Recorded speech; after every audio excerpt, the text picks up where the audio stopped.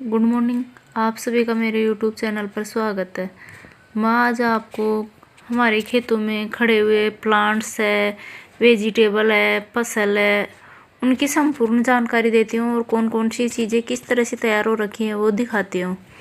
ये है papaya plant. ये भी हमने खेत में ग्रो कर रखा है। ये देखिए इसके पपीता, छोटा प्लांट है, 1 साल का। पिछले साल मैंने ग्रो किया था। 1 साल के अंदर इसके इतनी अच्छी फ्लावरिंग हो फ्रूटिंग हो रखी है इसकी। देखिए कितना बढ़िया फ्रूट्स आ रखे हैं। तो जो मैं फर्टिलाइज़र बनाती हूँ वो इन फ्रूट्स वाले प्लांट में हमेशा डालती हूँ। उसी की बदौलत है इसके अंदर इतने अच्छे फ्रूट्स आ रखे हैं। इसके अंदर जब आपका प्लांट पपाया का इस तरह से फ्रूटिंग दे रहा हो तो उसके लकड़ी का सहारा देकर खड़ा करना ज़रूरी होता है उस पौधे को, नहीं तो टूट सकता है। और ये है लौकी की बेल। ये देखिए इसकी लौकियाँ, कितनी लौकियाँ रखी हैं। ये बेल भी ज़्यादा बड़ी नहीं है, छोटी है, पर इसके भी काफ़ी लौकी आते हैं। बहुत ज़्यादा लौकी तोड़ भी चुके हैं और अभी काफ़ी लौकियाँ रखी है इसके। ये है अंजीर का प्लांट। ये इसके भी अंजीर के भी 12 महीने अंजीर आती रहती हैं। हर सीज़न में अंजीर आती है इसके। कोई सा भी ऐसा सीज़न नहीं है जिसके अंदर इसके अंजीर नहीं आती हो। हर वक्त अंजीर रहती हैं, अंजीर पकती रहती है और वो फिर नई, वो तोड़ने के बाद नई आती रहती हैं इसके। और ये देखिए एक लौकी है 20 kg की। देखिए आप अंदाज़ा लगा सकते हो कितनी मोटी है। मेरे दोनों हाथों से पकड़ूँ तो भी इसकी मोटाई हाथ में नहीं आएगी, इतनी मोटी है। और रखी है और बिल्कुल कच्ची है, अभी भी नाखून इसके अंदर ऐसे चुभाया जा सकता है। जब पक जाती है तो इसका जो बाहर का कवर है ये पक जाता है, इसके अंदर नाखून चुभाया नहीं जाता, वो सब्जी लायक नहीं रहती है। लेकिन ये सब्जी लायक लौकी है अभी भी। तो ये इसको सब्जी के लिए तोड़कर और आज इसी की सब्जी बनाएंगे। और ये पपाया के प्लांट है। ये लौकी दिखाई दी है मैंने, कितनी बड़ी लौकी है। ये इसी प्लांट की जो छोटी लौकियाँ रखी हैं ये दिखा रही हैं, उसी प्लांट की लगी हुई है ये लौकी भी। देखिए कितनी लौकियाँ हैं इसके। और ये टमाटर की फसल ग्रो कर रखी है हमने पूरे खेत के अंदर। तो अब इनके रेड होने का वक्त आ गया है। ये पकने वाले हो रखे हैं, कुछ पक भी रहे हैं। ये देख सकते हो कितनी अच्छी फसल है, ये कितने अच्छे आ रखे हैं इसके। और ये गोभी है, ये भी हमने थोड़ी ग्रो कर रखी है सब्जी के लिए। और ये टमाटर हैं जो बेचने के लिए ग्रो कर रखे हैं। तो अब इनका बेचने का टाइम हो चुका है। इतने दिन इनके ऊपर खर्चा किया था, अब वो वसूलने का वक्त है। और ये बीच बीच में एक बेड के अंदर गोभी ग्रो कर रखी है, जिसे बाहर की सब्ज़ी खरीदनी नहीं होती है, जो ऑर्गेनिक तरीके से इसको हम तैयार करते हैं। तो ये भी स्वस्थ रहते हैं प्लांट और हम खाने वाले भी स्वस्थ रहते हैं। ये देखिए इस तरह से बिल्कुल रेड हो गए हैं टमाटर, खाने लायक। बिल्कुल खट्टे नहीं है और टेस्टी हैं खाने में। सर्दियों में टमाटर मीठे रहते हैं गर्मी की बजाय, टेस्टी लगते हैं। गर्मियों में ज़्यादा खट्टे रहते हैं, खाने लायक कम रहते हैं। देखिए बिल्कुल रेड हो गए हैं। तो ये इस पूरे खेत के अंदर हमने ये टमाटर ही ग्रो कर रखे हैं और काफ़ी अच्छे फ्रूट्स भी आए हैं अब की बार इसमें। नहीं तो पहले टमाटर हैं बिल्कुल ऐसे जले मुरझाए से हो गए थे। एक बार बीच में वायरस आ गया था इसके अंदर, अब एकदम सही हो गए हैं। और ये साइड में हमने जो ग्रो कर रखे हैं, जिनकी पहली सिंचाई हो रखी है इसकी जो की। तो जब भी आप जो गेहूँ सरसों कोई भी फसल में पहली बार सिंचाई करो तो उसके अंदर यूरिया खाद, DAP खाद, ये जो भी कोई आपके पास खाद अवेलेबल हो उसका छिड़काव करना चाहिए, जिससे इसकी रूट मजबूत होती है और प्लांट की बढ़वार अच्छी होती है। और ये हमने ग्रो कर रखे हैं प्याज, जिसके बीज तैयार करने के लिए। ये लहसुन ग्रो कर रखा है। और जितनी सब्जियां होती हैं लगभग सर्दियों की वो सभी हमने ग्रो कर रखी हैं। मिर्ची है, लहसुन है, ये धनिया है इधर, और ये पालक के साइड में, ये पशुओं के लिए जो होता है हरा चारा, रंजका और काशनी बोलते हैं, वो मिक्स में ग्रो कर रखा है हमने। हमारे पशु भी हैं तो उनके लिए भी चाहिए। और ये खेत की मेड़ पे हमने लेस भी लगा रखे हैं। एक खेत के अंदर हमने वैसे लगा रखे हैं, पूरे खेत में ये ड्रिप सिस्टम है हमारे, जो अब नई फसल क्रॉप तैयार करेंगे उसके लिए। और ये आंवले हैं, जो आंवले के खेत से आंवले और सरसों की फसल दोनों तैयार हो रही हैं। तो आप इन जैसे आंवलों का कोई बगीचा तैयार कर रखा है तो उसमें आप फसल भी तैयार कर सकते हो। जैसे हमने एक खेत के अंदर गेहूँ भी तैयार कर रखे हैं, बीच में गेहूँ ग्रो कर रखे हैं और इस तरह से प्लांट भी हैं, तो डबल फायदा होता है खेत से। और ये पूरी मेड भी हमने लेस भी लगा रखे हैं। लेस का टाइम फ्रूटिंग का गर्मियों का होता है, फ्लावरिंग का। और ये आंवले का सीज़न अब चल रहा है तो इनके आंवले आ रखे हैं।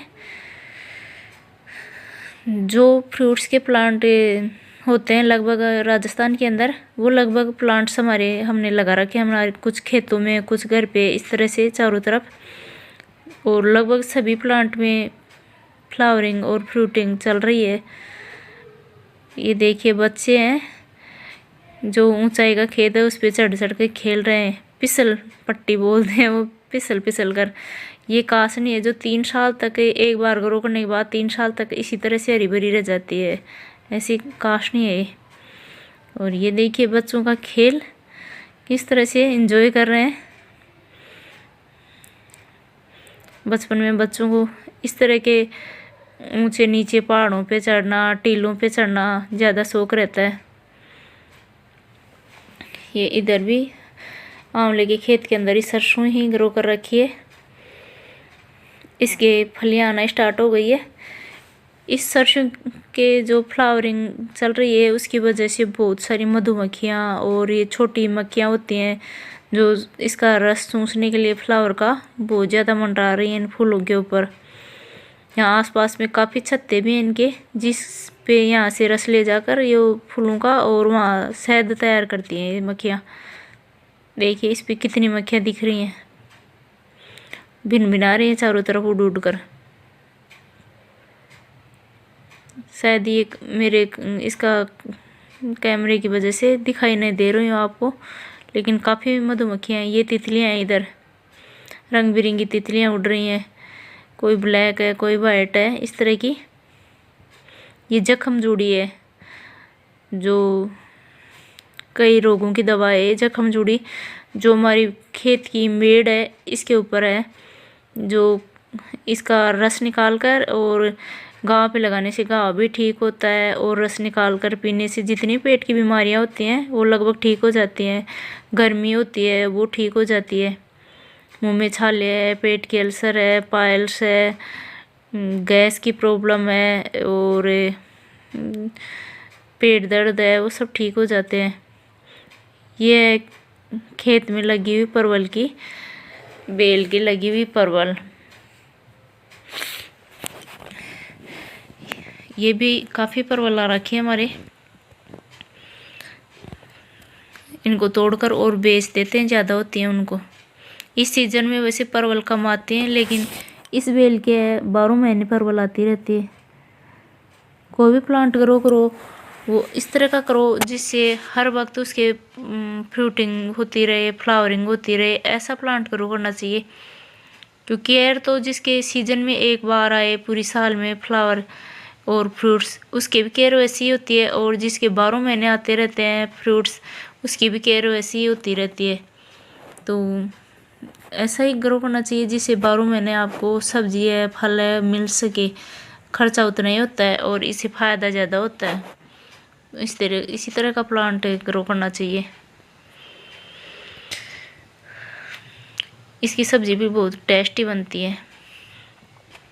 ये बच्चे खेल कूद कर और हार थक गए हैं। और ये है पशुओं का चारा, ये भी काफ़ी पौष्टिक तत्वों से भरपूर होता है पशुओं के लिए। इसे गाय भैंस दूध भी ज़्यादा देती है। ये है पशुओं के लिए बाजरी, ये भी एक बार ग्रो कर देते हैं तो सालों साल चलने वाला प्लांट होता है। इसके काटते रहो और वापस से हरी भरी होती रहती है, वापस फुटान होता रहता है इसके अंदर। एक प्लांट ग्रो करो और लगभग एक क्यारी में फैल जाता है। इस तरह से कटिंग करते करते बहुत अच्छी क्वालिटी की बाजरी होती है। और ये तोड़ लिया है मैंने धनिया और पालक सब्जी के लिए। और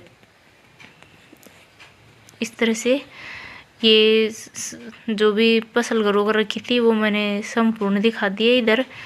और ये गाजर है, लहसुन है, धनिया है, ये सभी चीज़ें हमने ग्रो कर रखी हैं। तो आप भी अपने घर पे खुद जो ग्रो करके चीज़ें खाओगे तो बहुत अच्छा फ़ायदा होगा स्वास्थ्य में, हेल्थ वेल्थ दोनों अच्छी रहेंगी। आपकी मनी भी बचेगी और आपकी हेल्थ भी अच्छी रहेगी। तो हेल्दी वेल्दी रहने के लिए ये ज़रूरी है खुद के जहाँ जगह है उसमें ग्रो करना। ये है मेथी, जो सब खाने में यूज करते हैं वो मेथी है। इसके फ्लावर आना स्टार्ट हो गया है। इसके भी पराठे हैं, लाजवाब बनते हैं और सब्जी भी बहुत टेस्टी होती है और ये गुणों से भरपूर भी है। ये है सौंफ के प्लांट, इसके देखिए फ्लावर आ रहे हैं मेथी के। इसको कच्ची भी खा लेते हैं पत्ते तोड़कर, तो भी अच्छी लगती है, खाने में टेस्टी होती है, स्वाद इसका बहुत अच्छा होता है। ये है राई की प्लांट, ये जो क्यारियों की मेड़ है इसके ऊपर हमने पूरी पे राई के प्लांट ग्रो किए हैं। ये काफ़ी बड़े प्लांट बन जाते हैं सरसों की तरह, तो बीच में ग्रो करते हैं तो फसल दब जाती है और जो छोटे प्लांट वो भी दब जाते हैं। यदि आपको मेरा वीडियो अच्छा लगे तो लाइक शेयर एंड सब्सक्राइब ज़रूर करना और कमेंट्स करके बताना हमारे खेतों की रौनक कैसी लगी आपको। और वीडियो शुरू से एंड तक देखने के लिए थैंक यू। प्रत्येक वीडियो में इसी तरह से सपोर्ट बनाए रखना।